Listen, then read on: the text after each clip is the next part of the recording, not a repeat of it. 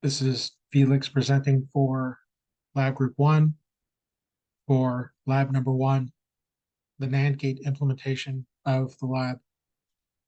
This is the Cardinal map that we were given. I copied it 3 times because there's 3 parts to converting the Cardinal map into individual logic terms. This first selection is not A, not C. The second selection is not C and D. And the third selection is A and B and C. The not A, not C comes from the A being off, along with the C being off. You can see in those rows there how that's supposed to happen.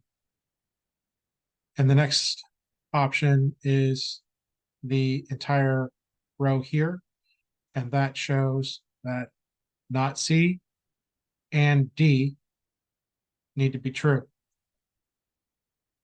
The last selection is when A is on, when B is on, and when C is on.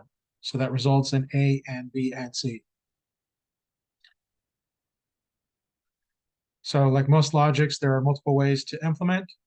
This is one simplified version of the equation, but it is not the simplified version that is found when using De Morgan's. De Morgan's allows for you to easily find the NAND gate implementation. Here's the original equation, the ABC, or not C and D, or not A, not C. If you take the inverse of that equation and not both sides, you get the one not on top of the entire right-hand side of the equation. When you have this, it's easy to apply De Morgan's theorem and change the ors into ands. When you do that, you also break up the top not gate or the top not logic, and you provide individual knots over each individual term.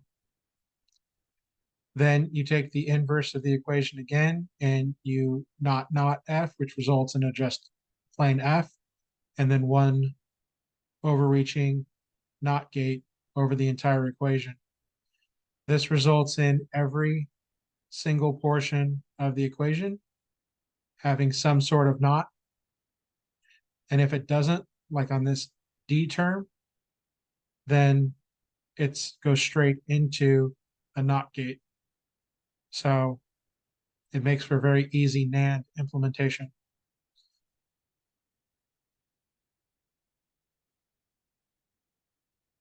So when you convert this into an actual logic circuit, you have a NOT C and a NOT C there. Then you have a NOT A, so there's 3 gates. NOT this term, 4, 5, 6, 7 gates in total. I believe this is one of the reasons why De Morgan's theorem is so useful. So I converted the Carnot map into a truth table by basically converting these and just one at a time going through it. It's not too terrible. So this tile here, for example, is when A and B and C and D are all off, and that results in a 1. Then you move down and turn D on, and that also results in a 1, and so on and so forth until you fill out the entirety of the truth table. So I've got my circuit set up here. The camera does not want to focus on it too terribly well, but you can see the light when it's on, and you can see the light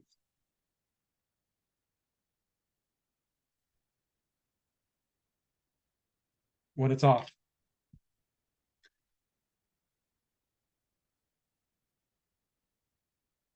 So I'm going to permutate through all the options, and you'll just have to trust that I'm switching the right switch. But I'm going to start at the top. Currently, we have all zeros across the board. And I'm going to go 0, 0, 1, which is, or 0, 0, 0, which is how we started. And that was on. And then 0, 0, 1 is on. 0, 0, 1, 0 should be off. 0011 will be off.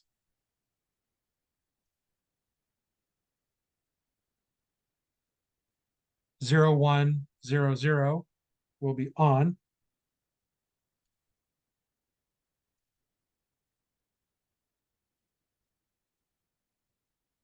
0101 will be on.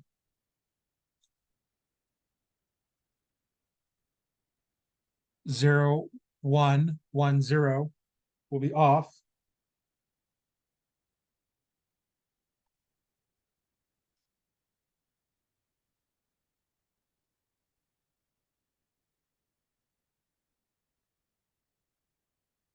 0111 will be off.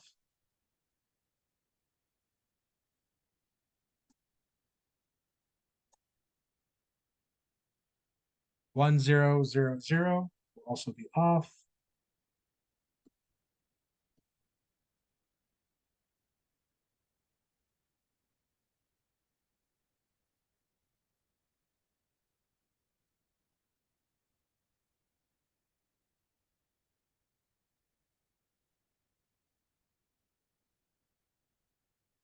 1001 on.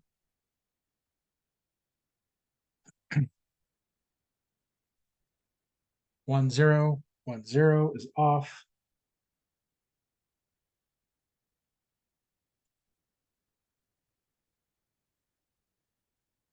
1011 off. 1100 off.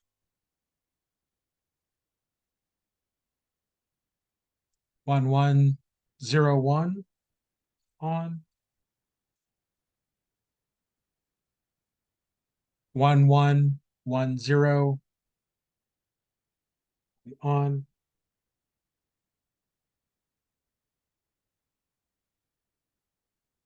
111 will be on. 1111 on. So there you have it. The entire NAND gate implementation functioning. See if I can get this to focus.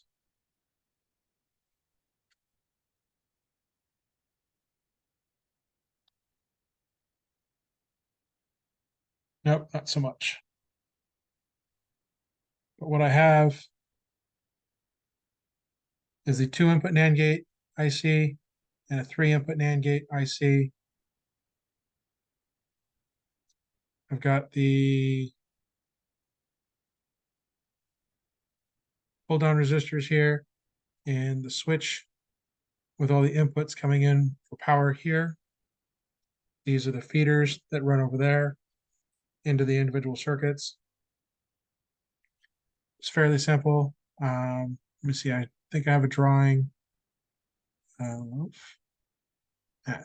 don't have the drawing available on this computer. Okay, so that's it for the presentation. Thank you.